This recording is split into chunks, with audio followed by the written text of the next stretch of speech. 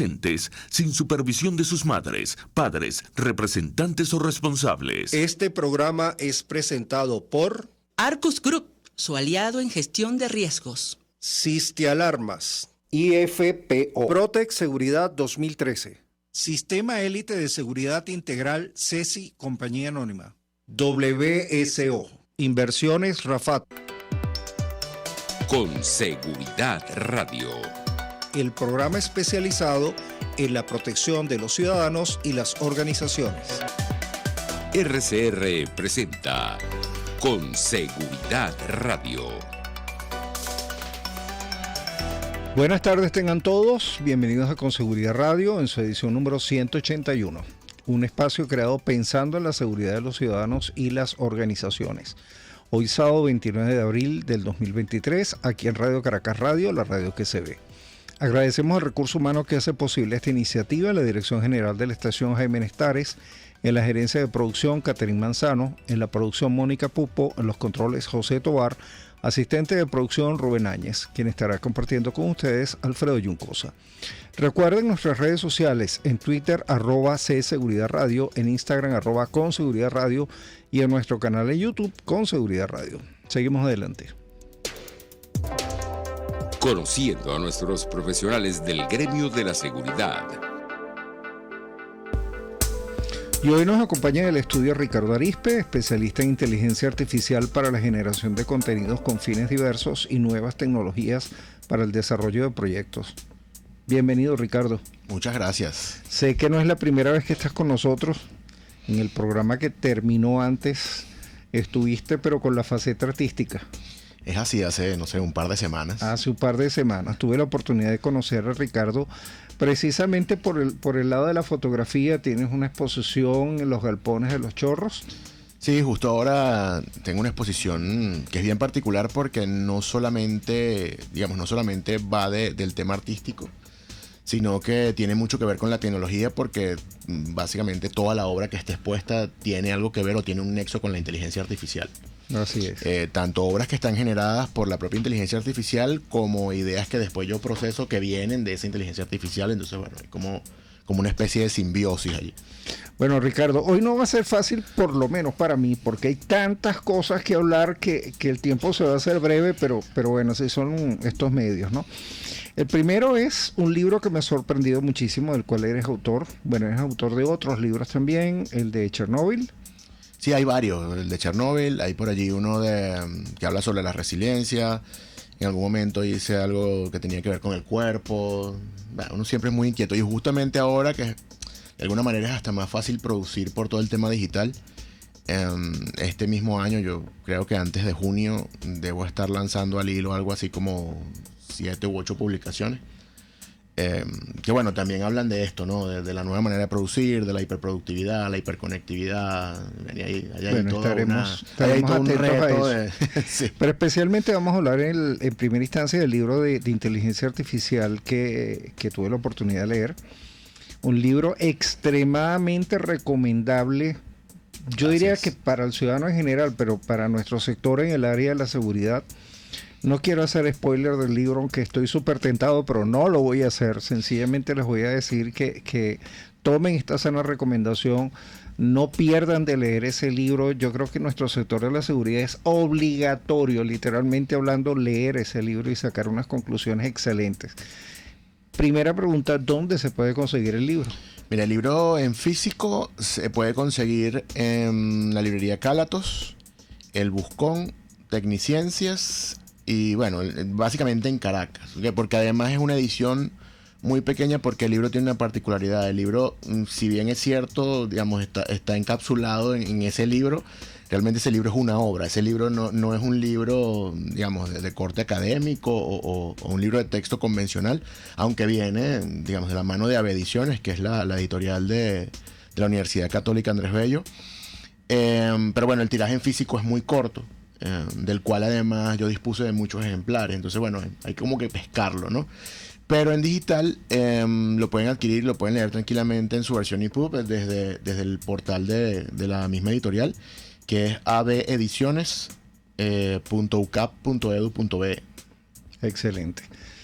Bueno, uno de los focos de tu libro, por lo menos así lo vi, es el tema de la información. ¿Okay? Nuestro sector, me imagino que igual que muchos otros, adolece de esta característica no positiva, ¿no? De la inmediatez, de propagar información sin revisiones previas. ¿Okay? Y de muchas veces esa necesidad, sobre todo en las redes tales como WhatsApp y Telegram, de decir di alto vaso, di la información, y después entonces hay que recoger, hablando en criollo, recoger la cabulla porque resulta que lo que compartimos no era, ¿no? ¿Cuál es tu experiencia? ¿Cómo se va a agudizar esto o no con el uso de la inteligencia artificial? Creo que vienen tiempos complejos. Yo trato de ser optimista. A ver, no es un tema de pesimismo tampoco. Yo creo que también el conocimiento te da la capacidad de aceptar las cosas, digamos, o de entender que las cosas no necesariamente son buenas o malas, ¿no? Pero sí, creo que vienen tiempos complejos, sobre todo cuando abordas temas como el fake news, la usurpación de identidad. A ver, cada vez tener pruebas de algo o creer en algo va a ser más complejo, porque no es un secreto que de alguna manera la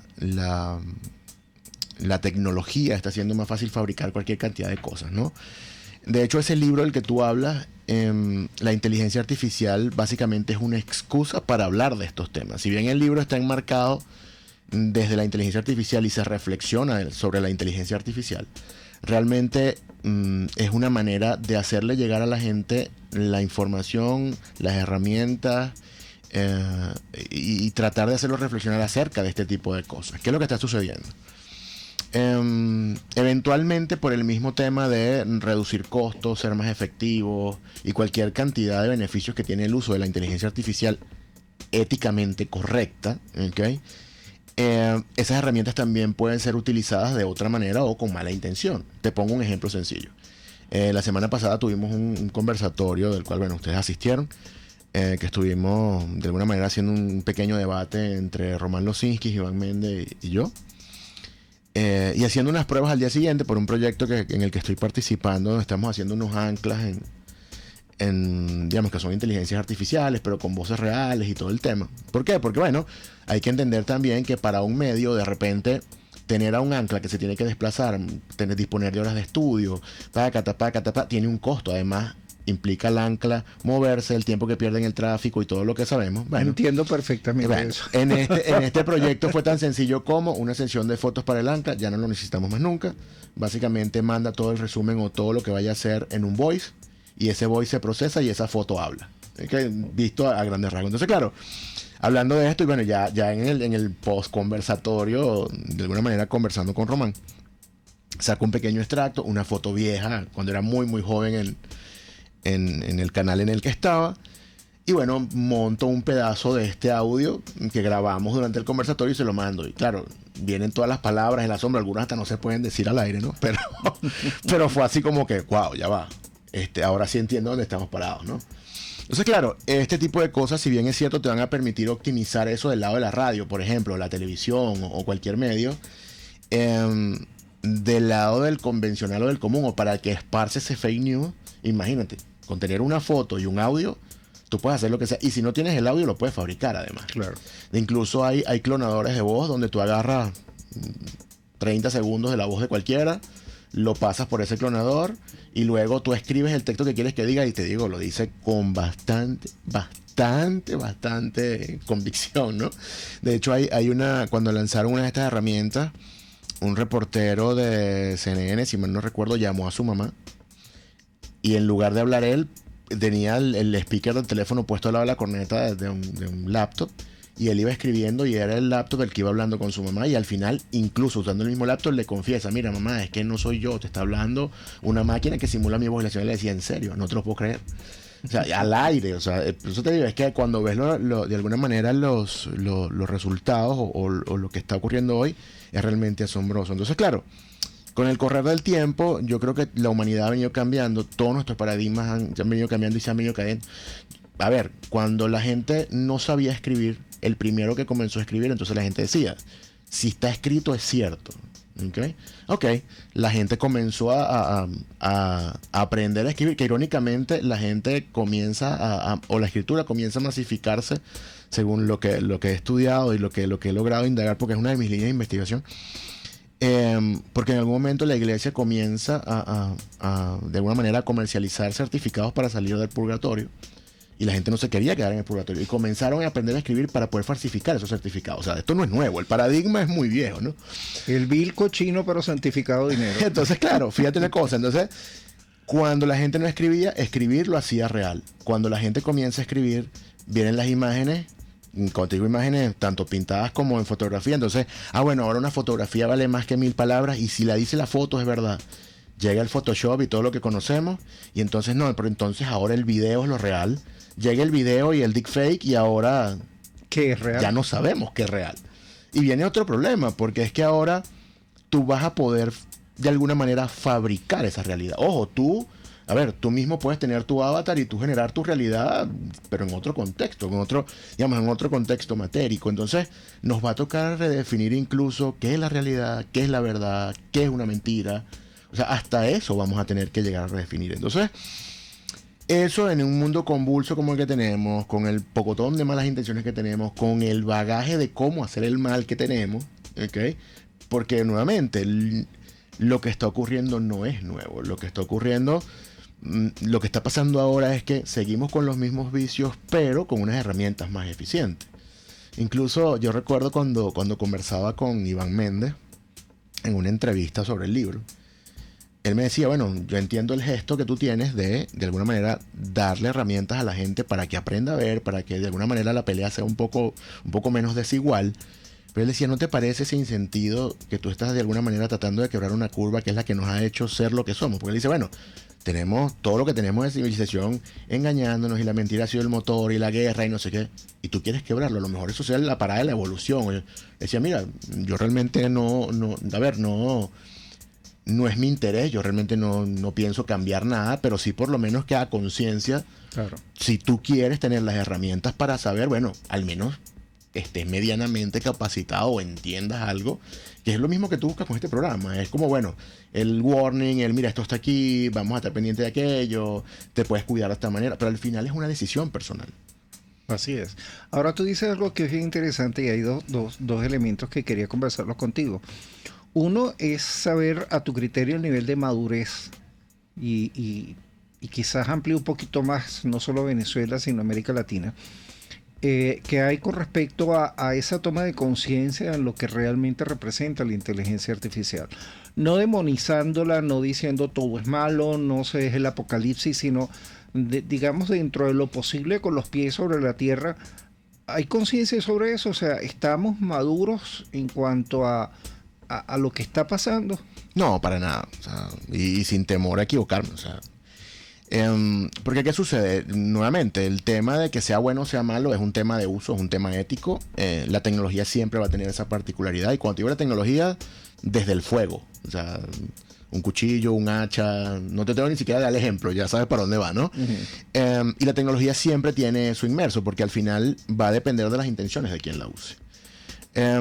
Hablar de conciencia o hablar de madurez en ese contexto, no pasarán todas las cosas que pasan. No fuese, a nadie le hackearan el WhatsApp si tuviésemos la madurez. Nadie compartiría contraseñas del banco porque le llega un correo de phishing. Los antivirus no hiciesen falta. No hay la madurez, no hay. Y mucho también por un tema de cómo hemos sido educados, por la ignorancia que existe de todo el tema digital. Tristemente también el sistema educativo va a un paso muy lento versus lo que va a su contexto. Entonces, bueno, cuando a ti te están hablando de, no sé, incluso la gente ve computación en los colegios y están viendo, no sé, Word, yo qué sé. Cuando ya estamos hablando todos de inteligencia artificial. El día que lleguen a dar inteligencia artificial en clase, la clase la va a dar un androide y tú no sabes quién es el androide. ¿Por qué? Porque sencillamente el sistema no va al ritmo que debería ir. Y yo no creo que sea tampoco un tema local ni latinoamericano. Yo creo que es un tema global. Uno a veces de alguna manera menosprecia o pone muy por debajo ese nivel en el que está el conocimiento en su sector. Pero créeme que afuera la cosa no es muy distinta, ¿no? Entonces, incluso la humanidad no está lista ni tiene la madurez suficiente para absorber este cambio. Si bien es cierto, lo absorbe de una manera vertiginosa. Lo hace por moda, lo hace por tendencia, lo hace sin entender, lo hace sin mirar. Y por eso es que comparten todos los datos, se filtran cosas, terminan rodando imágenes que no deberían rodar. Bueno, y es básicamente por lo mismo. Ahora fíjate que te hacía esa pregunta porque, por ejemplo, hay una estadística que sacó el Banco Mundial que a mí me marcó mucho los últimos 2 años y decía que antes de pandemia el 50%, un poquito más del 50% de los niños de América Latina terminaban educación primaria sin saber realmente leer y escribir. Luego, cuando pasa la pandemia, esa cifra se disparó a casi el 60 y pico por ciento, más casi 10 puntos por encima. Bueno, porque sencillamente hubo una paralización de actividades, etcétera, etcétera.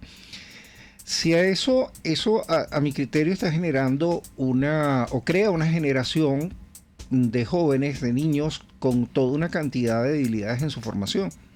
Pero es que adicionalmente tenemos una inteligencia artificial que le está dando un empujón a todo lo que es el conocimiento. Y digo empujón porque es que también te está creando un margen de obsolescencia muy rápido. O sea, antes, y es algo que en mi sector lo he comentado mucho, digo, bueno, estamos formando profesionales del presente con herramientas de pasado para enfrentarse al futuro que es ya. Pero es que la inteligencia artificial está haciendo que esto huele. Es que mataste la línea de tiempo, ya el tiempo no existe. Eso es. O sea, y yo incluso, a ver, voy a tratar de hilar un pocotón de ideas sueltas que incluso tengo dando vueltas en la cabeza hace días. Pero velo de esta forma, la inteligencia artificial va a marcar un corte temporal o cultural similar al que marcó la calculadora, por ejemplo, a mi criterio. ¿Por qué? Porque en el futuro ni siquiera va a hacer falta saber leer. ¿Por qué? Porque así como a ti hoy no te hace falta saber cuál es la raíz cuadrada para pisar el botón, tú vas a tener una herramienta de inteligencia artificial con la cual vas a hablar. Entonces, eventualmente a ti lo único que te va a hacer falta es aprender a hablar y aprender a preguntar. Porque el resto es preguntar y escuchar.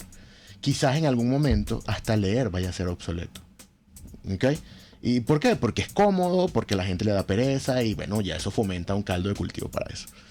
Pero el problema va más allá. Viéndolo, a ver, si tú lo ves como región o como país, nuestros problemas no son económicos, nuestros problemas no son de infraestructura, nuestros problemas son de educación.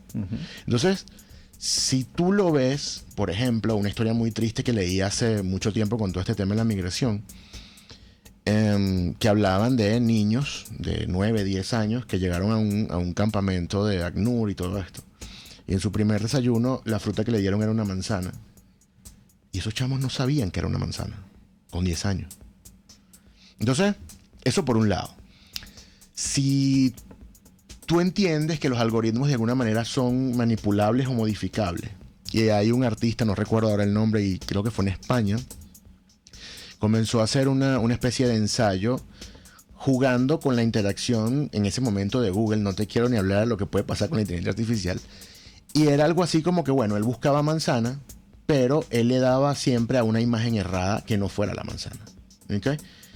En una determinada zona, para un determinado grupo demográfico, empezó de alguna manera a pinchar siempre sobre un cambur. Y obviamente habían unos bots detrás marcando el cambur.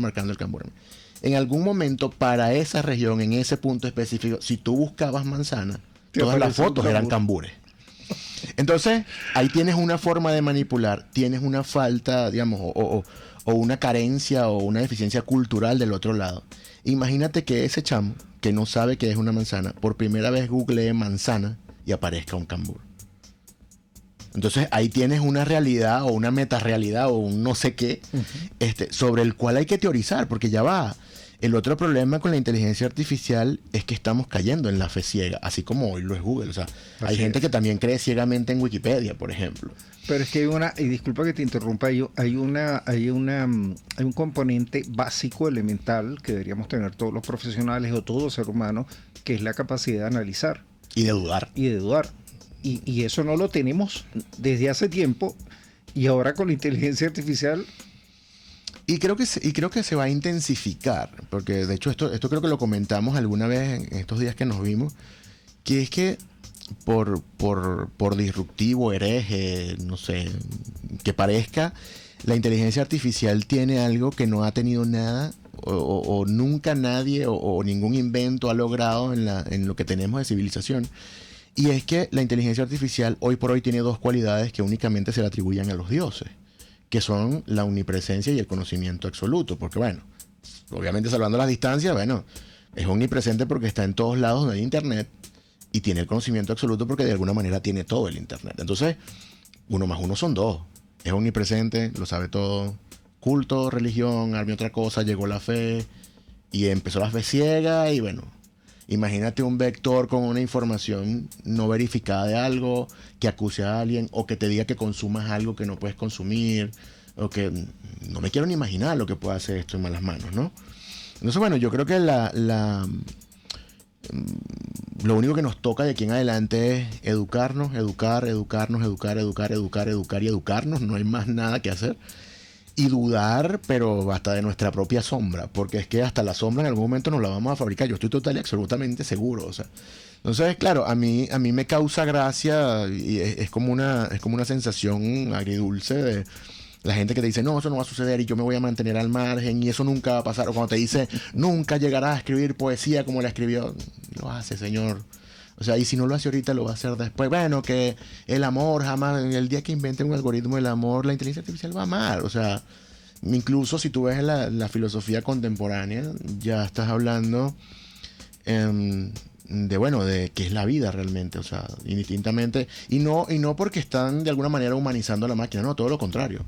Cuando lo analizas, no sé, a nivel subatómico, ya la gente está hablando de que, bueno, ya va.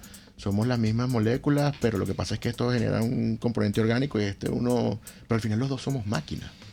Entonces, bueno, hay todo un tema, te digo, yo no sé si alegrarme o llorar de estar viviendo estos tiempos, pero es bien interesante porque además cosas que veías en las películas que yo jamás pensé que iba a vivir, o sea, y no sé, por eso te digo, no sé si sea bueno o sea malo, la verdad.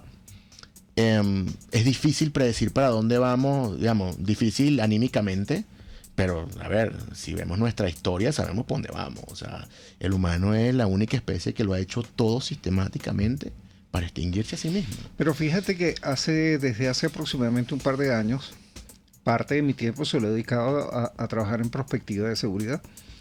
Y bueno, ya lo habíamos conversado también antes, la inteligencia artificial no es nueva, pero ha dado como un acelerón muy fuerte. Y es como la inteligencia artificial ha tenido un impacto y tiene actualmente un impacto muy fuerte en lo que es prospectiva, porque es que te cambia todos los esquemas. Sí. ¿Okay? Entonces, ¿cómo haces tú para tratar de visualizar el futuro? Cuando la velocidad, te dicen, bueno, veníamos en un Camaro, ahora te tienes que montar en un Maserati, y el escenario te está pasando tan rápido que no te da chance de poder analizar. Mira, creo que hay varias cosas. Una, hay que aprender a ver otra vez. Y cuando digo aprender a ver, ya tienes que entrar en un esquema sistemático de observo, veo, dudo, reviso, valido y voy otra vez. Y eso es una iteración constante todos los días, en todo momento. Teorizar es complejo, predecir ni hablar. Escribir es complejísimo. Porque, a ver, una de las grandes deficiencias que tiene sí, bueno, ni siquiera el mundo académico. Una de las grandes deficiencias que tiene, a ver, el conocimiento humano es que las publicaciones son en destiempo. En que nosotros todavía no sabemos vivir con la hiperconectividad. Entonces, a mí me llaman y, bueno, puedes escribir un artículo para, buenísimo, con todo gusto. Entonces, pero la publicación es para, no sé, el 15 de junio, no vale. Llámame el 10, para ver si por lo menos la pego esos 5 días. Porque cualquier cosa que yo escriba hoy, así es, a ese día está obsoleto. Pero fíjate que eso me gustó mucho cuando lo comentaste en la Universidad Católica Andrés Bello. Yo venía a escribir mucho y me pusiste, ya lo venía pensando, me lo pusiste a reflexionar más de una manera más intensa. Y yo decía, es que no es un asunto de comodidad, pero tú sabes cuánto cuesta hacer un libro, por todas las herramientas que tengas. Entonces sucede eso, o sea, tú sacas algo hoy, y peor si es en físico, mientras lo imprimen, se distribuye, se empieza a hacer un plan de promoción y alguien empieza a comprar el libro, ya hay una curva de obsolescencia que hace que ya cuando el libro salga ya está obsoleto. Sí, ya no tiene sentido. Ya no tiene sentido. Ojo, y más si estás hablando de estos temas.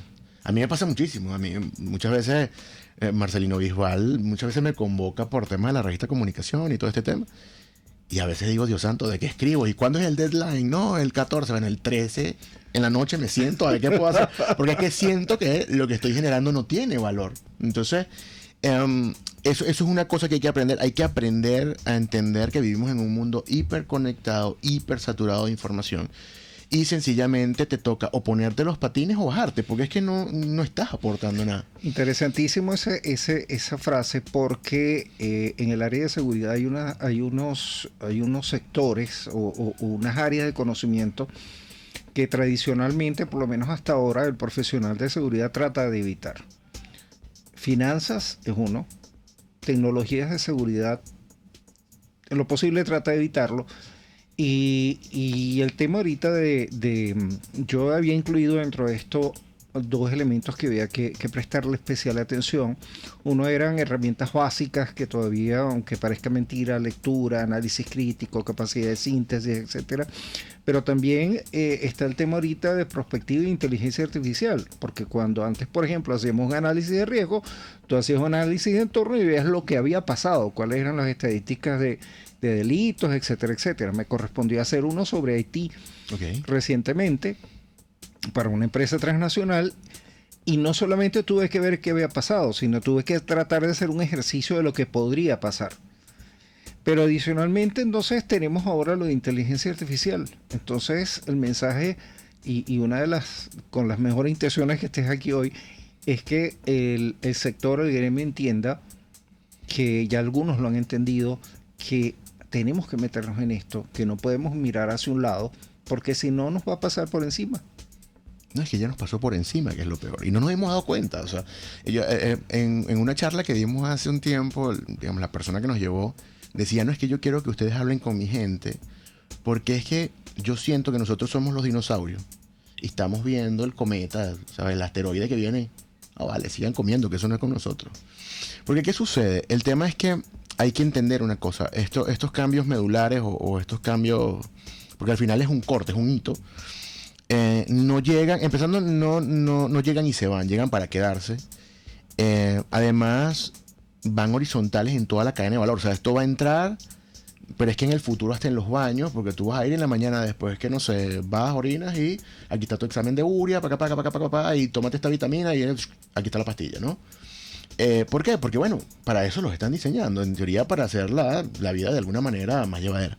Ahora, pensar que esto va a parar, o se va a detener, o no va a pasar, o que no sé quién firma una carta y lo vamos a parar por un tiempo, es total y absolutamente inocente. O sea, es como decir, bueno, yo voy a quitar la cerradura porque en un momento todos vamos a ser buenos. Ok, chévere. Entonces, bueno, hay que, la gran moraleja o la gran, digamos, el gran mensaje de esto es que hay que aprender a vivir con esto. Y el momento es ahora.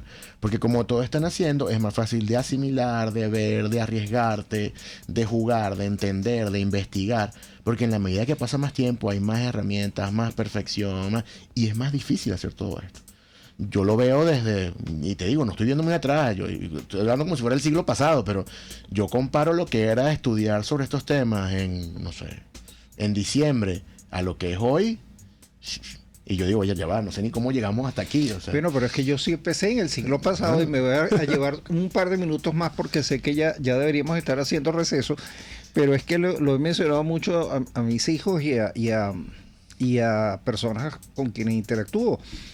Yo cuando iba a estudiar tenía que ir a la Biblioteca Nacional, tenía que abrir un fichero, buscar una ficha, llenar un formulario, dárselo al bibliotecario, ver si el libro estaba, y cuando me daban el libro y estaba en la universidad, por ejemplo, que no hubiera un desgraciado que le hubiera arrancado la hoja. Eso te iba a decir, y que estuviese completo. ¿Verdad? Sí. Y si no, hacer otra vez el ciclo. Hoy en día todo eso está aquí, y hoy en día con la inteligencia artificial es mucho más rápido, con la salvedad de algo muy importante que tú dijiste, que no necesariamente porque esté hecho por la inteligencia artificial quiere decir que sea cierto. Sí. Estimado Ricardo, el tiempo nos voló. Te agradezco muchísimo que hayas venido. Me voy a tomar la libertad de invitarte por anticipado para que nuevamente estés con nosotros. y sé que este es un tema que tiene muchísima tela que cortar. No, por favor, para mí de verdad un placer y sí, te tomo la palabra cuando quieras, con todo gusto. Y nada, el consejo es ese, o sea, estudiar, leer, estar atento y bueno, dudar. Yo creo que esa es la moraleja, ¿no? Así es. Señores, vamos a un receso comercial y ya regresamos. Enseguida regresa con Seguridad Radio. Arcus Group, organización venezolana especializada en consultoría y capacitación en protección y la gestión estratégica de riesgos. Contáctelos al 0212-624-7177 o al 0412-399-3265. Siste Alarmas es la estación central de monitoreo de mayor prestigio en Venezuela. Satisface las necesidades de protección de sus clientes mediante la prestación de servicios de seguridad de óptima calidad a través de la aplicación de tecnología de punta, integración de servicios y personal altamente capacitado. Visite su página web sistealarmas.com. IFPO, Soluciones Educativas de Seguridad. Protex Seguridad 2013, Compañía Anónima. Empresa venezolana a la vanguardia en los servicios de seguridad privada. Contáctelos al 0412-012-4313 o al 0281-275-2876. Visite su página web corporacionprotex.com.be. Su seguridad es número 1. Sistema Élite de Seguridad Integral CESI, Compañía Anónima. Organización venezolana especializada en servicios de seguridad privada. Contáctenos al teléfono 0212-381-0083 y al correo electrónico cesiseguridad@gmail.com. Su seguridad es nuestra prioridad. Vendemos confianza y seguridad estratégica para sus operaciones en América, Europa, África y Medio Oriente. Somos WSO, su decisión inteligente. En Rafat estamos comprometidos con su bienestar y tranquilidad. Es por ello que le brindamos diferentes servicios que le garantizan el más alto nivel y resultado en materia de seguridad. Somos más que un proveedor de servicios, somos parte de su negocio. Somos Rafat Seguridad. Contáctenos @Rafat Seguridad, www.rafatseguridad.com. Pluralidad contigo. Respeto contigo. Responsabilidad contigo. Libertad contigo. Estamos contigo y punto. De lunes a viernes a la 1 de la tarde. Contigo. Solo por RCR 750 AM. Porque lo bueno une. Un espacio que analiza y debate la coyuntura política, económica y social de nuestro país. Acompañe cada mañana a la periodista María Alejandra Trujillo en Palabras más, palabras más, palabras menos. Palabras más, palabras menos. Informes, entrevistas, análisis y discusiones sobre los temas de actualidad. Es lo que más te puedo dar, es lo de siempre. Palabras más, palabras menos. De lunes a viernes, de 7 a 8 de la mañana, por RCR 750 AM. Palabras más, palabras más, palabras menos.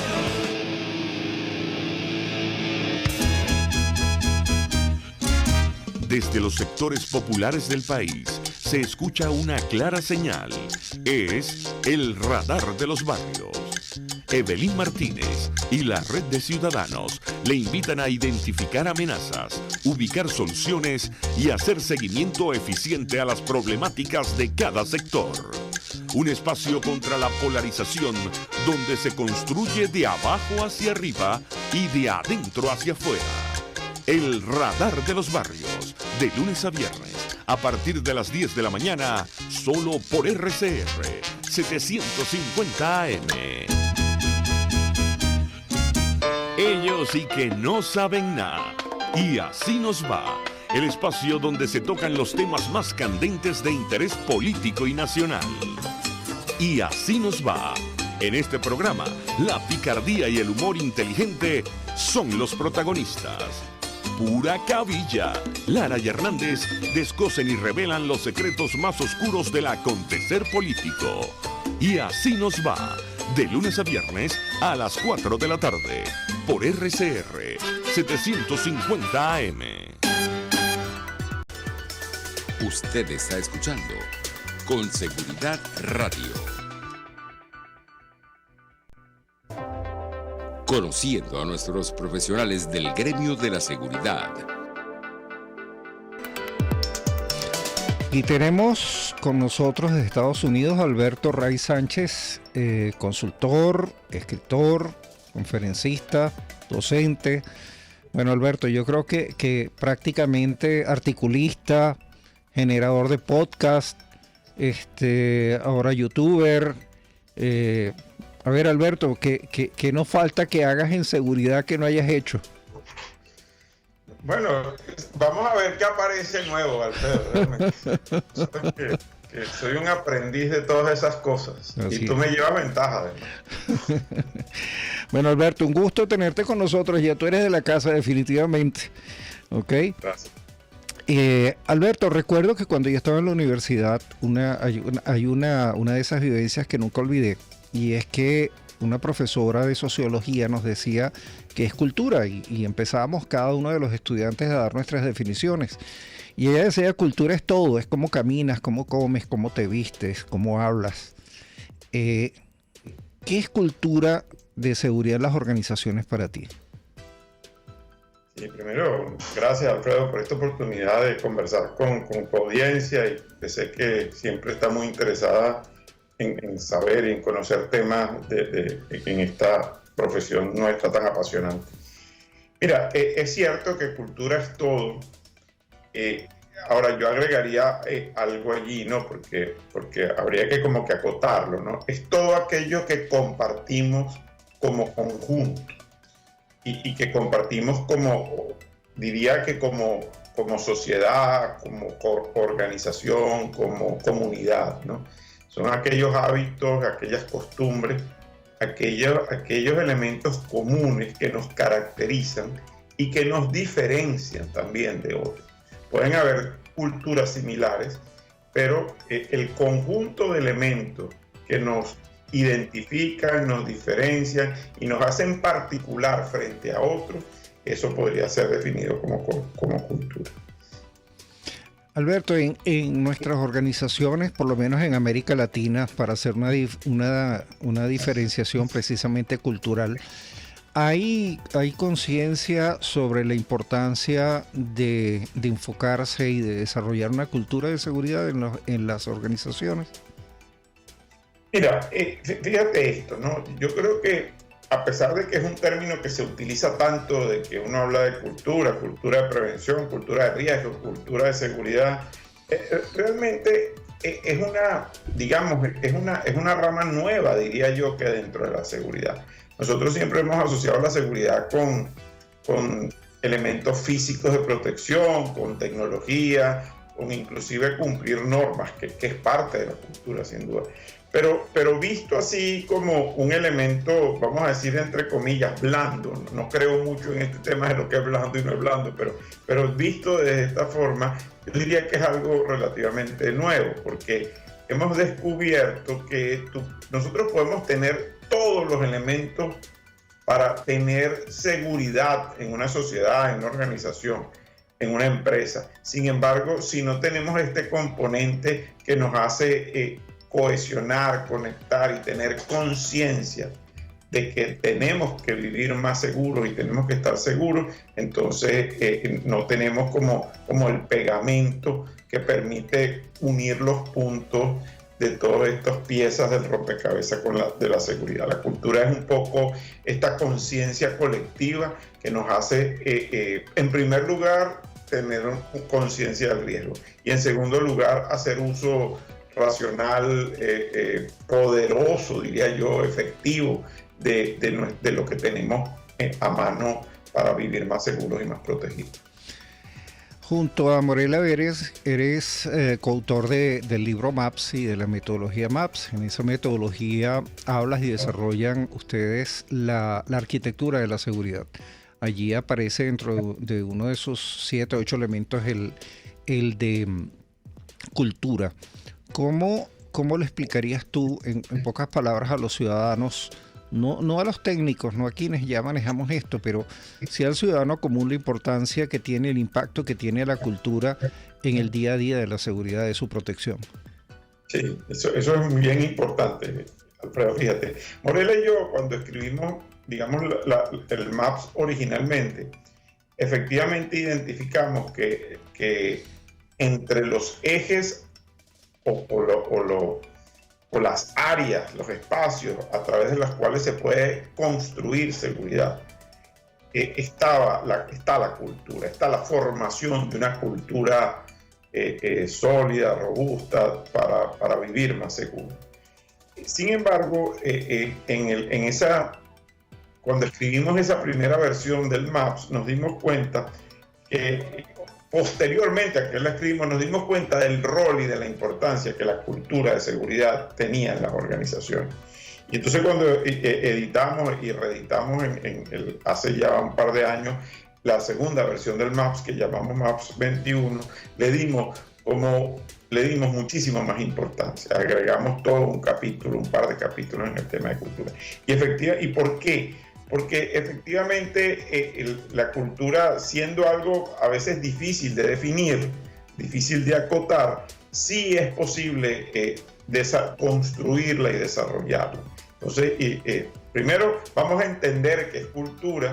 En el MAPS lo definimos como el conjunto de hábitos y normas que nos hacen vivir más seguros, en el caso de cultura de seguridad. Y llevándolo a este plano de los ciudadanos, es así, mira, ponerse el cinturón de seguridad cada vez que te montas en tu vehículo sin que nadie te lo diga, te lo recuerde, sino que simplemente es algo que has interiorizado, es parte de tus circuitos impresos, de que con eso vas a estar más seguro.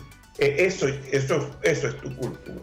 Caminar por la derecha, esperar que la luz cambie para cruzar, pasar por el rayado, todos aquellos pequeños y grandes detalles que uno va incorporando, digamos, dentro de ese vamos a decir, sistema operativo que es la mente humana y que nos hace estar más seguros. Eso es parte de la cultura. Sin embargo, hay que hacer aquí una distinción. Nosotros tenemos como un nivel, todos los seres humanos y en general los seres, los animales, con cierto nivel de desarrollo, venimos con un conjunto de elementos que nos hacen sobrevivir. Cuando vemos el fuego, por ejemplo, retiramos la mano, no nos acercamos al fuego. ¿Por qué? Porque sabemos que si nos acercamos nos quemamos. Eso pertenece ya a nuestro software preinstalado de supervivencia y eso es parte de la seguridad. La cultura de seguridad va más allá. La cultura de seguridad es aquello donde necesitamos primero entenderlo, hacerlo consciente, para entonces después interiorizarlo. Hasta los años 70 y tanto, 80, los vehículos no tenían cinturón de seguridad. O si lo tenían, nadie los utilizaba. ¿Y por qué? Bueno, porque no conectábamos, que eran necesarios para que si en caso de que tuviéramos un accidente no salirnos del carro. La gente creía que si chocábamos y estábamos amarrados era más peligroso. Pues resulta que se ha demostrado que no es así. Haber incorporado este hábito dentro de nuestra cultura nos hace más seguros. Todos estos elementos uno los va sumando uno a uno y así puede ir progresivamente construyendo una cultura poderosísima de seguridad. Alberto, vamos a hacer un escenario acá. Imagínate que yo soy dueño de una organización, que he escuchado tu programa y que tu exposición, que he leído el libro MAPS, y en un momento dado digo, oye, a mí me interesa saber cómo están mis niveles de cultura, de seguridad dentro de la organización. ¿Cómo mido eso? ¿Cómo lo cuantifico? ¿Cómo sé qué tan grande es la brecha? Sí. Fíjate, quizás esa es la pregunta más importante de todas que hay que hacerse, Alfredo. ¿Por qué? Porque todos podemos presumir, todos podemos pensar que en toda organización hay cierto nivel de cultura de seguridad. ¿Por qué? Porque si no, casi que fuera imposible que las cosas se hicieran. Es decir, la gente tiene ciertos niveles ya preestablecidos de cultura. Sin embargo, es difícil como decir cuál es mi línea base, qué tan alta es mi nivel de cultura de seguridad. Y efectivamente hay varios métodos de aproximación. El primer método es preguntarle a la gente qué tan conscientes estamos de que tenemos cultura o no de seguridad. Esto se hace a través de herramientas como encuestas, a través de tabulación de ciertos indicadores que te señalan si estás por arriba o por debajo de una media. Como te digo, estos son elementos, vamos a llamar, un poco más blandos y tienen que ser comparados junto con grupos a través de los cuales ya hemos pasado por esto. Pero lo que la gente más rápido se da cuenta, Alfredo, es cuando no hay cultura de seguridad. O cuando dice, yo necesito formar a mi gente en que esté más culta, entre comillas, en seguridad. Entonces es allí donde uno establece como un objetivo. Yo digo, oye, yo quiero hacer crecer la cultura de seguridad en mi organización. Y eso es un proyecto como cualquier otro. Entonces, tú puedes tener siempre un nivel de cultura, pero siempre lo puedes hacer crecer. Siempre puedes hacer que sea muchísimo más grande y más poderoso dentro de tu organización. Es más, nosotros lo que hemos comprobado es que en la medida en que se hace más fuerte la cultura de seguridad, el individuo dentro de esa organización pasa de ser un objeto frágil al cual hay que proteger todo el tiempo y se convierte en un sujeto activo de la seguridad. Es decir, se convierte en un elemento desde el cual irradia seguridad y contagia, si eso se puede decir, de seguridad a otro. Una organización con una cultura de seguridad poderosa es una organización en la cual tú llegas y te sientes contagiado de seguridad. Es algo que se respira, que está en el ambiente y que es tremendamente perceptible más allá de lo obvio. Entonces, cuando a mí me hacen esa pregunta, yo lo que siempre respondo es, mira, es probable que tú tengas tu cultura en un nivel X, pero lo que tenemos que lograr es llevarla a un estadio, a una posición donde sea primero irreversible. Es decir, porque las culturas se revierten. Cuando no se practican, cuando no se ejercitan, se pierden, ¿no? Entonces, algo importantísimo en la cultura de seguridad es llevarlo a un punto de irreversibilidad. Es decir, que sea autosustentable y que además se reproduzca y todo el que llegue nuevo a esa organización se contagia de ella. Y por otro lado, en que se haga cada vez la organización más confiable en su propia gente. Porque la cultura tiene que ver con la gente. No tiene tanto que ver con las cámaras o con el control de acceso. Tiene que ver con el comportamiento y con aquello que la gente, no tú propio, hace frente a su propia seguridad. Alberto, ¿qué impacto tiene en un momento dado el entorno de la organización para el desarrollo o la evolución de la cultura de esa organización? Sí, el entorno puede impactar de dos maneras y ambas podrían ser antagónicas. Hay organizaciones que frente a entornos tremendamente hostiles, adversos, deciden asumir una cultura fuerte de seguridad y deciden, digamos, establecer como una especie de mampara, de membrana, de protección invisible a través de su cultura. Eso es muy común, por ejemplo, en las empresas petroleras, que trabajan en entornos no solamente ambientalmente adversos, sino en sitios conflictivos políticamente o inclusive porque hay violencia, etc. Entonces, son organizaciones que, ¿cómo combaten el entorno y la hostilidad del entorno? Estableciendo culturas de seguridad muy fuertes. Pero también el entorno puede funcionar en sentido opuesto. Si la cultura de seguridad en las organizaciones no es lo suficientemente robusta o no trabajamos en ella, el entorno puede terminar carcomiendo esa cultura y podemos terminarnos haciendo unos con el entorno. Es decir, podemos terminar conquistados, arrasados por una cultura debilitada, por una cultura de la desconfianza, como lo decimos en el MAPS, del relajo. ¿Entiendes? Entonces, depende de cómo lo querramos ver allí. Alberto, se piensa que por lo general los cambios culturales no son necesariamente rápidos, tienden hay veces a caracterizarse por ser un poco más entre medianos y a largo plazo, pero ¿cómo considerar estos cambios si en un momento dado el entorno está cambiando de una manera tan rápida? Acabamos de tener un invitado en temas de inteligencia artificial, por ejemplo, y hablamos de esta aceleración de los tiempos y de un tema de un término que también tú has manejado mucho, que son los riesgos líquidos. ¿Cómo manejar, cómo llevar esos niveles de actualización entre lo que deben ser los cambios en la cultura de una organización versus un entorno extremadamente acelerado y cambiante? Sí, fíjate, hoy en día una de las premisas para tener éxito y para hacer sostenible el éxito de una organización en el tiempo es que cuente con una poderosa cultura en torno al riesgo. Esa cultura en torno al riesgo es transformable a la seguridad. Pero toda organización que aspire hoy a sostenerse en el tiempo y a tener éxito en lo que hace, es decir, lograr su misión, requiere una conciencia, una cultura y una conciencia en torno al riesgo. Si no, esa organización está condenada a ser devorada por ese entorno cambiante y ese riesgo del cambio permanente. Por lo tanto, eso es un desafío fundamental de la seguridad hoy, construir conciencia del riesgo.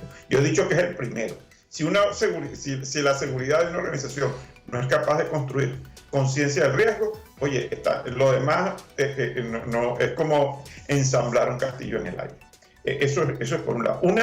Eso es algo sostenido, permanente en el tiempo. Eso hay que construirlo todo el tiempo. Es decir, eso es como una catedral que nunca se deja de construir. Pero en la medida en que la estoy construyendo, la estoy mejorando. Y todo el que llega nuevo a la organización no tiene que empezar de cero. Cuando existe cierta cultura ya construida, el que llega nuevo a la organización se acopla, se adapta, forma parte rápidamente de eso. Por eso es que es tan importante tenerlo, porque el cambio que se puede traducir en adquisición de tecnologías, de nuevo personal, si yo tengo una cultura, yo puedo asimilar rápidamente el cambio porque ya cuento con esa cultura. Eso es un tema. Y el segundo tema, Alfredo, tiene que ver que la cultura puede ser un proyecto de fortalecimiento o de generación de cultura, puede ser medible, tiene estadios. En el MAPS proponemos un método, no me voy a poner aquí a explicarlo, pero en el MAPS hay un método de 4 o 5 pasos donde yo puedo ir construyendo cultura. Ahora, aquí hay un elemento. La cultura requiere a veces de elementos fuertes o de elementos, vamos a decir, que ayuden a su construcción. No todo es soft aquí. Te pongo un ejemplo. Si yo tengo una norma de control de acceso para mi edificación y no tengo un sistema de control de acceso tecnológicamente hablando que lo acompañe a mi norma, va a ser más difícil establecer una cultura de prevención para el acceso. La tecnología es un facilitador, un conductor, un anclador de la cultura. ¿Ves? Entonces, la cultura, siempre hay elementos que pueden ayudar a fortalecer mi cultura, a hacerla mejor, pero algunos son la infraestructura, la tecnología, el mismo recurso humano de seguridad es un reforzador de la cultura todo el tiempo. La cultura sola no se sostiene, por lo menos en un principio, si yo no la ayudo con ciertos elementos. Es posible que una vez que yo haya ya subido ese escalón de irreversibilidad, yo logre que la cultura se sostenga en el tiempo, reforzándola con mensajes, con una cantidad de actividades que te puedan mantenerla. Pero siempre voy a necesitar estos elementos, vamos a decir, más duros para que la cultura se pueda sostener y se pueda desarrollar en un principio. Alberto, si estamos hablando de cultura de seguridad en una organización, ¿quién debería liderar? ¿Quién debería ser el responsable? ¿Quién debería empujar todos estos procesos? La persona de seguridad, la alta dirección, recursos humanos, no sé, todos. Sí, a tu criterio, sí. ¿Quién debe llevar adelante esto? Sí, mira, en ese sentido la cultura de seguridad se parece un poco a la calidad, Alfredo. Es decir, el concepto de calidad está como imbuido, impreso en todos, en la organización, ¿no? Pero primero hay que empezar por definirlo y por imprimirlo a cada quien. Esa definición usualmente es un trabajo conjunto entre algunos elementos de la dirección de la organización. Recursos humanos obviamente tiene que ver con esto directamente, y seguridad quizás en darle contenido a lo que hay que lograr para ir progresivamente insertando esta conciencia del riesgo y esta visión preventiva, proactiva de la seguridad. Yo creo que es un tema conjunto, y el objetivo al final somos todos en la organización. Es decir, una organización que se ve a sí mismo, que produce, vamos a decir, productos de alta calidad, es porque cada quien en esa organización suma esa calidad. Una organización que tiene alta conciencia del riesgo es porque cada quien en esa organización aporta en ese pedacito de conciencia del riesgo. Y usualmente esto es un efecto, como lo dije al principio, que se contagia uno a otro y que se refuerza uno con otro. De esa forma. Una característica de las organizaciones con conciencia del riesgo, con cultura de seguridad, es que son organizaciones donde hay una distinción muy grande entre fuera de la organización y dentro de la organización. Cuando tú entras a una organización donde la cultura de seguridad opera, es perceptible casi que extrasensorialmente. Es decir, tú notas que hay como una especie de límite, no físico, sino sensorial. Oye, aquí se respira seguridad, aquí se comporta la gente con seguridad, aquí hay conductas de seguridad. Mientras que las organizaciones que eso no está tan fuerte o no existe de una manera bien explícita, entonces tú notas que el afuera y el adentro son más o menos lo mismo. Alberto, nos quedan un par de minutos, pero quisiera que me respondieras en ese tiempo, ¿cuál es tu visión de las organizaciones en América Latina? Por ejemplo, ¿han tomado conciencia de la importancia de dedicarle recursos al desarrollo de cultura de seguridad? Mira, yo tiendo a ser optimista en esto, ¿no? Yo sí creo. Yo sí creo que hemos ganado mucho terreno a esto en los últimos tiempos. Y lo hemos hecho gracias a personas como tú, que se preocupan de traer este tema y de hacerlo consciente, porque para construir cultura primero tenemos que tener conciencia de que, y yo creo que ahí hay un elemento muy positivo en todos estos temas de divulgación. Yo con mucha frecuencia escribo sobre temas de cultura de seguridad, porque me parece que es un tema siempre al que hay que reforzar, actualizar, etcétera, ¿no? Sin embargo, también debo decir de que a veces no se le da suficiente importancia y se deja un poquito de un lado, pero esto depende mucho de nuestros directores y gerentes de seguridad. Es decir, el sentido de la urgencia que debemos tener todos cuando percibimos que la cultura de seguridad de nuestra organización necesita esfuerzo, necesita trabajo, debemos tenerlo activado. Y si a nosotros se nos activa este sentido de urgencia en torno a la cultura, aprovechémoslo y pongamos una visión de futuro en torno a la cultura, cómo quiero que sea mi organización, y en función de eso pongámonos a trabajar.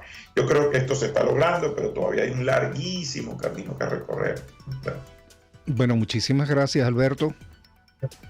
De verdad un gusto nuevamente conversar contigo y compartir estas experiencias y estos conocimientos por esta vía. Si tienes algún mensaje final. No, agradecerte como siempre el espacio y decirle a la gente que bueno, quizás es una propaganda, ¿no? pero que en el MAPS tratamos este tema de una manera muy metódica y ahí hay digamos, un step by step de cómo por lo menos empezar a construir un programa de cultura en torno a la seguridad y al riesgo. Muchas gracias. Gracias a ti. Voy a aprovechar de comentarles que para el mes de mayo, estén atentos, vamos a compartir, va a haber una actividad donde vamos a hablar sobre temas de infraestructura crítica y precisamente Alberto Ray va a conversar sobre el tema de cultura. ¿Okay? Bueno, señores, vamos a un receso comercial y ya regresamos.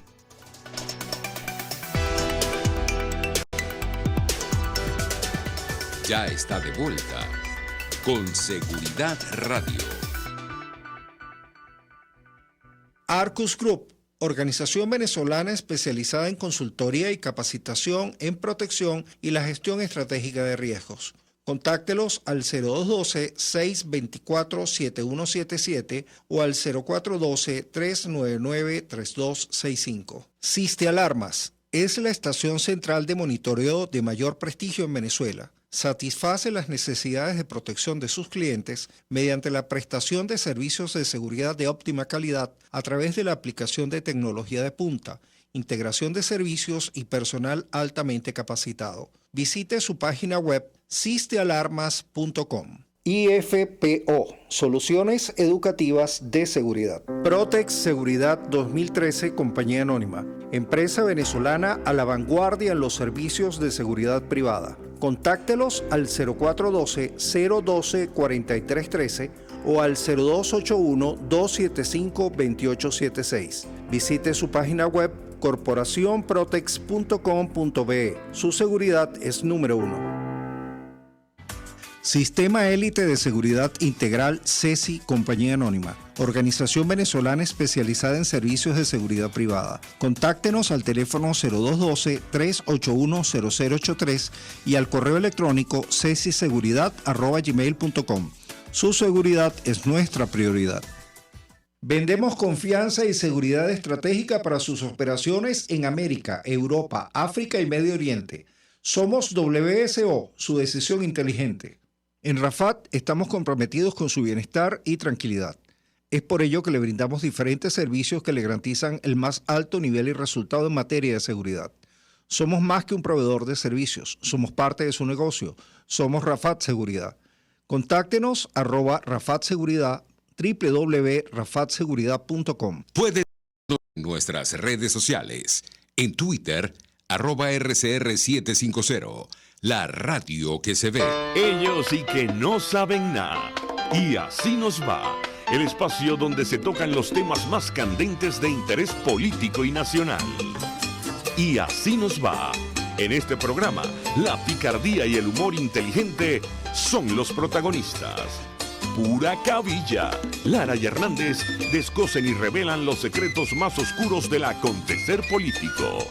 Y así nos va. De lunes a viernes a las 4 de la tarde. Por RCR 750 AM. Una ventana para las propuestas y denuncias de las comunidades populares de Venezuela. Evelyn Martínez y la Red de Ciudadanos llegan debatiendo problemas y promoviendo soluciones. Es el Radar de los Barrios. Por la autonomía de los movimientos sociales que no pueden ser complementos de partidos o gobiernos. El Radar de los Barrios. De lunes a viernes, a partir de las 10 de la mañana. Por RCR 750 AM. Queridos astroyentes, nuestro programa Guía Astrológica ha cambiado de horario. Todos los sábados de 2 a 3 de la tarde, Guía Astrológica. Solo por RCR y RCR.tv, la radio que se ve. En pocos minutos regresa con Seguridad Radio. Conociendo a nuestros profesionales del gremio de la seguridad. El tiempo aquí pasa tan rápido hoy que dijo que en pocos minutos estaba con Seguridad Radio y ya estamos nuevamente con ustedes. Con nosotros se encuentra Germán Montoya directamente desde Colombia. Mis saludos, Germán, ¿cómo estás? Hola Alfredo, muy buenas tardes, ¿cómo estás tú? Primero agradecerte este espacio, a ti, a tus oyentes y a toda esa gente que está detrás de cámaras y que hace posible que tú y yo nos podamos contactar. No, gracias a ti. Nosotros siempre hacemos esto con mucho cariño y agradecemos muchísimo el tiempo que ustedes como profesionales nos dedican. Germán Montoya es director de Colombia y manager Connected Latam de la empresa ISEO. Pero antes de hablar de ISEO, antes de que nos amplíes información sobre eso, que son especialistas en mecanismos de cierre, pero quisiera que me dijeras, Germán, ¿cómo llegaste tú a la industria de la seguridad? Cuéntame cómo fue eso. Uy, eso es un cuento largo, pero yo podría decir que desde muy chiquito estoy en esto, desde los 21 años trabajo para empresas de cerraduras, ¿sí? Y desde ahí me formé trabajando, después llegué a trabajar con Schlage durante muchos años aquí en Colombia, donde manejaba también la parte del mercado nacional y el mercado de exportaciones. Y luego caigo aquí en ISEO por un accidente, por la ayuda que le hago a la fábrica para solucionar un problema que ellos tenían, y después tengo el reto de expandir toda esta gran marca y toda esta compañía dentro del mercado colombiano, y ahora el reto lo tengo en la TAM, sobre todo en la parte de electrónica y mecatrónica. Cuéntanos, para quienes no lo conocen, ¿qué es ISEO? Bueno, ISEO primero es una empresa familiar, es un gran grupo, ¿sí? Que lleva más de 53 años produciendo soluciones de cierre, ¿sí? Tiene una presencia mundial en más de 70 países, y su grupo lo conforman 14 compañías, ¿sí? Dentro de las cuales tenemos plantas de producción en Italia, donde está la sede principal, que está en Pisogne, ¿sí? Al lado del lago Iseo, por eso retoma nuestra marca. Tenemos planta en Alemania, en Francia, en España y en Rumanía. O sea, hoy por hoy es una empresa con más de 1.300 empleados a nivel mundial, donde podemos decir que el 42% de su mano de empleados son mujeres, cosa que nos enorgullece. Y es una empresa que también, dentro de todos sus ingresos, entre el 4 y el 5% de sus ingresos anuales lo invierte básicamente en investigación. O sea, hoy tenemos un equipo de investigación que nos hace que tú nos invites a este prestigioso programa para hablar de productos mecatrónicos. Oye, excelente, Germán, sobre todo esa cifra de participación de trabajadoras, de mujeres. Creo que es un antecedente bien importante y un ejemplo a seguir definitivamente en la industria de la seguridad en general. Pero Germán, cuéntanos ahora ¿cómo ves tú el tema de la industria de la seguridad, específicamente en mecanismos de cierre. ¿Qué hay de nuevo en la industria? ¿Qué hay de ofrecer, sobre todo para América Latina? Sí, no, básicamente, y no es para América Latina, es el mundo entero. O sea, lo que pasa en el exterior pasa acá, es igual para lo que pasa en las verticales, en energía, en aguas, en todo, nos pasa acá, es totalmente igual. O sea, sería malo decir que viene o que nos viene ahora, no, eso está hoy, existe. Y lo que nosotros hablamos y por lo cual estamos hablando en este momento es todo lo que es candados y cilindros mecatrónicos, ¿sí? Nosotros hemos fabricado de un candado pequeño, que digo yo, el que está en un locker, a tener un candado mecatrónico que nos ayuda a estar presentes en todas las verticales de telecomunicaciones, la industria, bancos y cash, energía, distribución, defensa, aguas, donde podemos básicamente lo que nosotros ofrecemos o lo que nos trae este producto es el problema de la administración de las llaves. O sea, todos tenemos, todas las personas que tenemos desde nuestra residencia, ¿sí? Tenemos un problema de administración de llaves, y eso es lo que nosotros ayudamos. O sea, llegamos a tener un sistema de llaves y cilindros mecatrónicos, ¿sí? Que nos ayudan a primero administrar, segundo a tener una trazabilidad de quién abre o quién cierra un candado, ¿sí? Y todo esto cumpliendo normas de todas las altísimas normas de ciberseguridad, con especificaciones del NIST, ¿sí? Todo esto es tratando de llegar a un reto, ¿sí? Nuestro reto es en el control de acceso es eliminar ese control de acceso tradicional que existe. O sea, ¿quién abre y a qué horas abre? Punto. No. Nosotros queremos ir mucho más allá. Hablamos de que un candado o una llave o una cerradura o un cilindro mecatrónico que toma forma de un candado normal, ¿sí?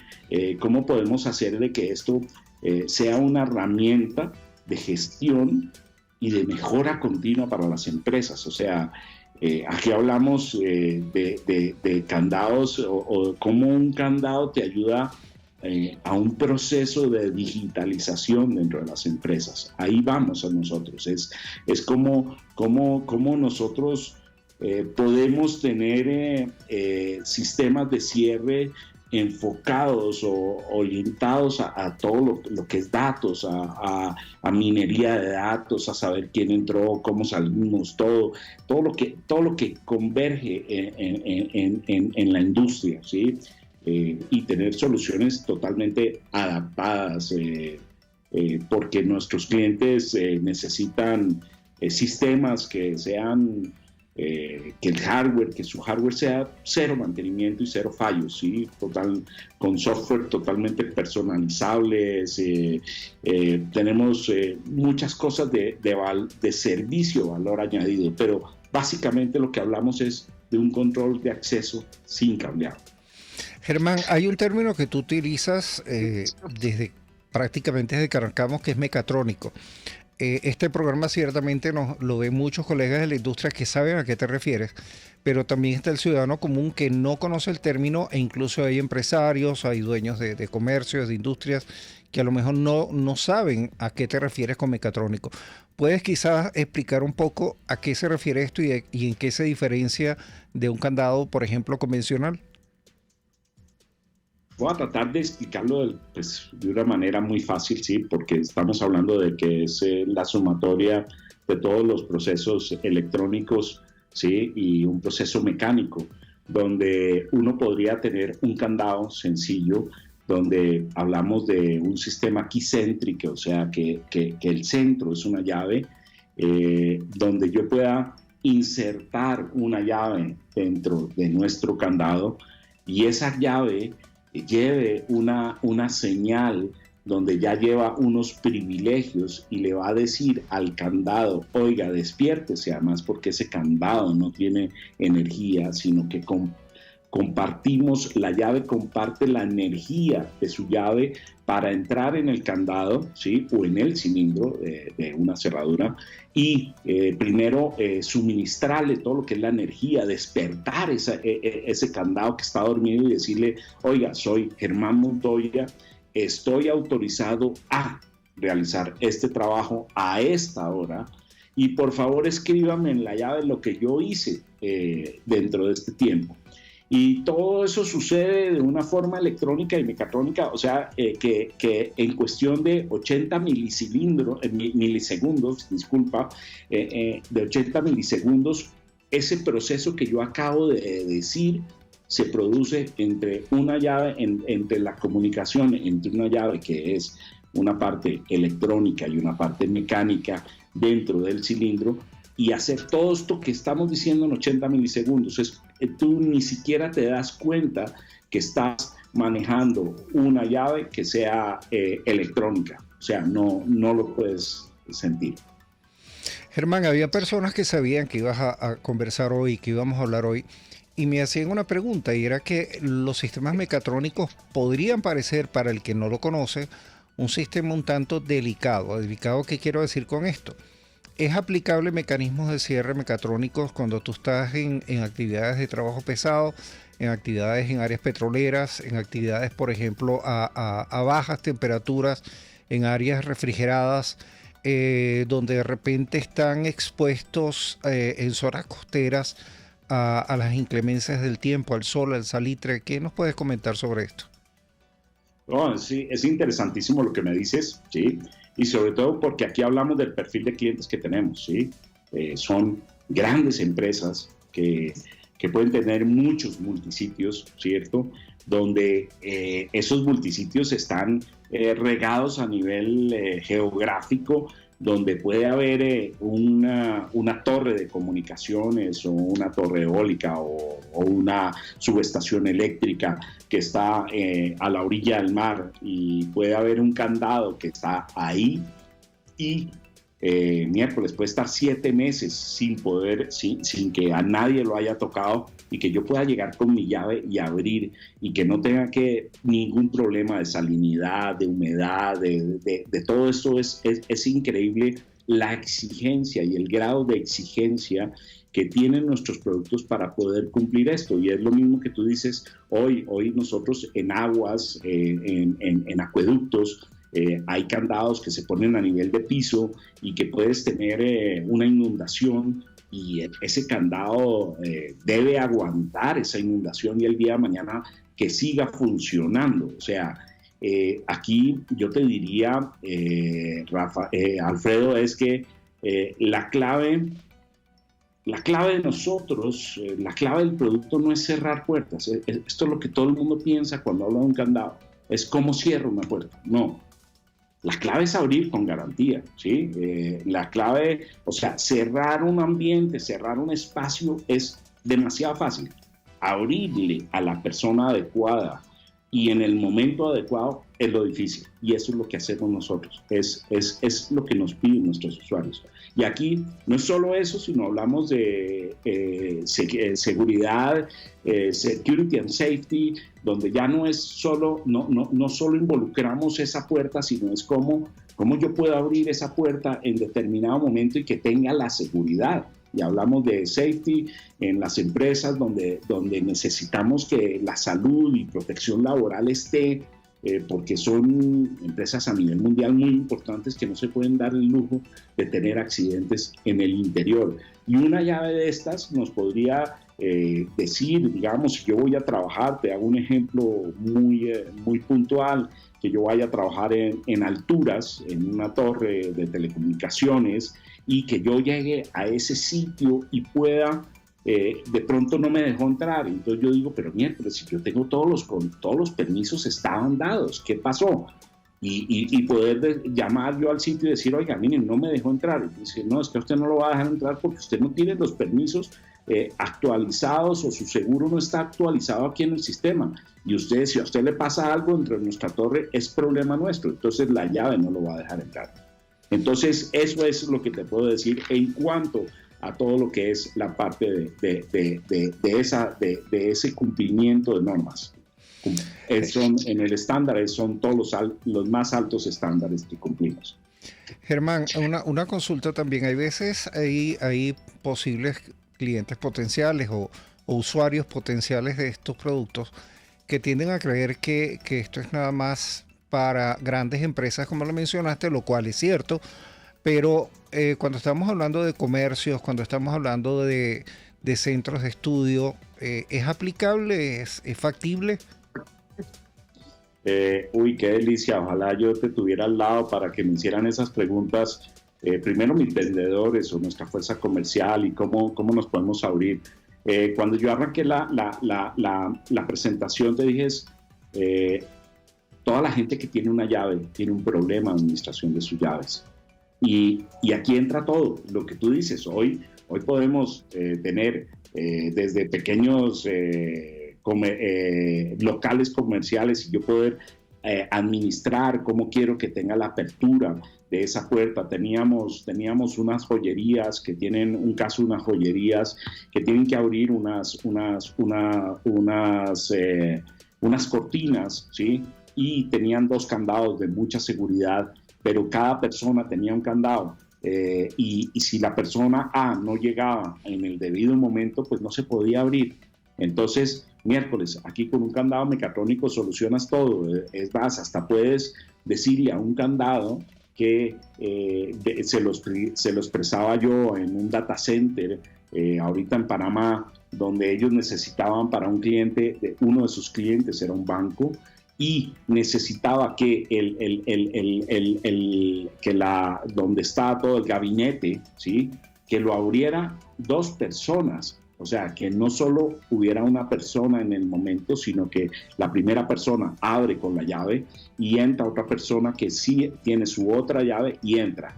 eso lo llamamos nosotros 4 ojos y haces que nuestro sistema se adapte como un vestido a medidas a lo que tú necesitas, desde un candado hasta lo que necesitas, desde 1 hasta 1000, hasta 5000, y ya que hablamos de escalabilidad, o sea, es un sistema que te permite tener una escalabilidad grandísima, sobre todo en la ayuda de gestión y todas estas cosas. Germán, cuando por lo general vas a implementar una nueva tecnología, hay la consulta lógica tanto del dueño de la empresa como del responsable de la protección de activos sobre qué tanta capacitación se requiere y qué tantos cambios desde el punto de vista tecnológico con lo que ya tengo pudieran ser necesarios. ¿Qué nos puedes comentar sobre eso? Te puedo decir que esto es simple, es fácil. A una persona no hay que enseñarle a usar una llave. O sea, esto es totalmente... se acopla a cualquier tipo de persona, y simplemente un software que está en un celular, o dependiendo de los mecanismos que tengamos para actualizar las llaves, son cosas que se manejan demasiado sencillas. O sea, esto son software, el software se maneja en la nube, es un software as a service. Tenemos diferentes tipos de software donde nos adaptamos al diferente tipo de cliente, porque estás hablando de clientes muy sencillos hasta hablar de infraestructura crítica, ¿sí? Donde necesitas una cantidad de seguridades. Germán, nos quedan un par de minutos, pero en ese par de minutos quisiera hacerte una consulta muy específica, y es sobre cadena de suministro, específicamente con vehículos de carga que, como sabemos, en nuestra región tienen que cumplir con temas de precintos, con temas de guías fiscales, guías de carga, revisión por parte de autoridades, y eso implica a veces abrir y cerrar camiones. ¿Hay soluciones para ese tipo de industria? Total, es que tú lo llevas a la cabeza en lo que tú necesitas, sobre todo en esto, en la parte de transportes, y lo que yo te decía al principio, que no es cerrar una puerta, es abrirla en el momento oportuno. Hay veces lo que nosotros necesitamos en este transporte de carga, en todas estas, no es tanto lo que se saque en nuestros países, es cómo se contamina la carga, ¿no? O sea, es evitar que se contamine la carga con droga, con lo que sea, con muchas cosas hoy que acaba nuestro mundo entero, que son nuestros grandes enemigos. Pero nada, un candado te evita tener una serie de precintos que hoy hay de tecnología y todo, pero que yo pueda abrir mi candado en determinada parte del trayecto, y que yo tenga la trazabilidad y saber exactamente a qué hora lo abrieron y quién lo abrió, es completamente increíble. Lo podemos hacer. Estamos en un proyecto para una cadena de tiendas donde miércoles la idea es que tú puedas también llegar hoy a surtir las tiendas a las horas normales del día. El tráfico, todo esto nos complica. Nosotros podemos tener un camión que tenga sus llaves mecatrónicas, que simplemente abra hasta el candado del camión y abra las puertas de los mismos locales, y pueda depositar la carga que está dejando ahí, su pallet, y a las 3 de la mañana cerró, está todo acompañado de cámaras, todo cosas que ustedes manejan perfectamente, y poderlo hacer. Bueno, Germán, el tiempo, tú sabes que en los medios vuela, y nos voló hoy. Quiero agradecerte muchísimo tu participación el día de hoy. ¿Algún mensaje final en cuestión de 30 segundos? Miércoles, nada, que esto es fácil, es sencillo, y la tecnología hoy tenemos que aprovechar al máximo la tecnología, y hoy ISEO aprovecha de ella. Así es. Bueno, muchísimas gracias, Germán. Un gusto tenerte con nosotros. Alfredo, muchas gracias por tu tiempo, y nuevamente adiós, y que tengan un buen fin de semana. Gracias, igualmente. Señores, hemos llegado al final del programa. Me despido agradeciendo principalmente a nuestros invitados, Ricardo Arispe, Alberto Ray Sánchez y Germán Montoya, a RCR, a nuestro equipo de trabajo y ustedes, nuestros seguidores, quienes nos acompañan y se conectan a Con Seguridad Radio. Recuerda que puedes volver a ver nuestro programa en el canal de YouTube con Seguridad Radio. Los esperamos aquí cada sábado a las 12:30 de la tarde. Hasta la próxima.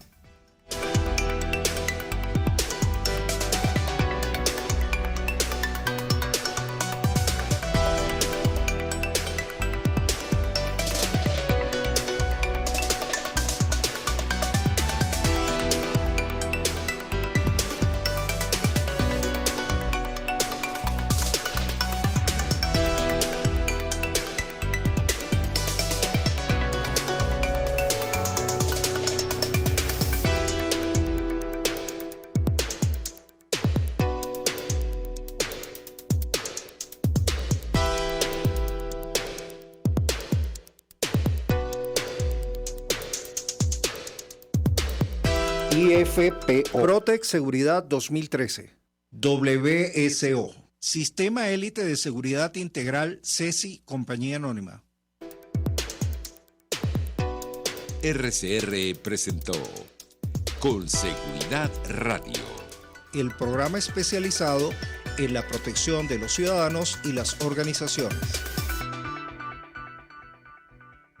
Inversiones Rafat. Este programa fue presentado por Arcus Group, Sistealarmas. puedes seguirnos en nuestras redes sociales.